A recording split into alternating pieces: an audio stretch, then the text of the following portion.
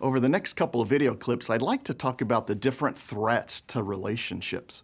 Think about all the things that work against us in our relationships. You have internal things, right? Our heart. We'll talk about internal threats today, but there's also external threats, things like the way the world looks at marriages or relationships. And then there's invisible threats, things that we don't see that can really do damage to our relationships. So let's talk about this internal threat. That's this idea of this heart posture. Each one of us tend to do one thing. We tend to trust our way over God's. Now, this stems from our sin nature, right? We tend to walk in our flesh. We're all born into this, following in Adam and Eve's steps. It's our natural condition, and no one is immune. Remember what Isaiah said? All of us like sheep have gone astray. Each of us has turned to his own way. And then in Romans, Paul talks about this. We have all sinned and fall short of the glory of God. So we often feel torn in our hearts between virtue and vice. Most of us lean towards this idea of we have good desires, but we also know that nothing good dwells within us. We have this desire to do what is right, says Paul, but not the ability to carry it out. For I don't do the good I want, said Romans 7:18. But the evil I don't want is what I keep doing.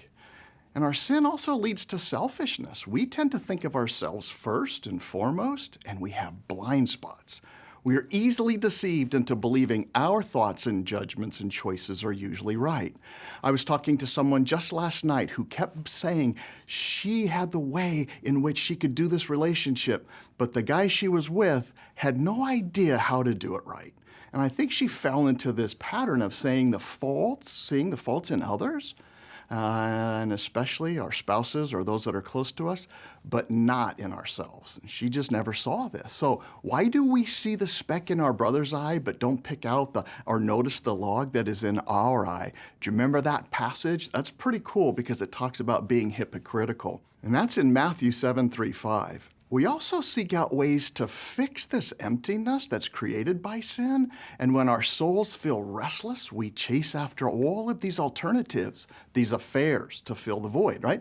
Maybe it's your school or career ambitions, all the things on social media, activities or pursuits. We tend to seek out things like even pornographic or fantasy material, and other people can sometimes come in there and replace that which is threatening us. So remember, we have a tendency to see things only from our point of view, and in the end, this can sabotage our relationships.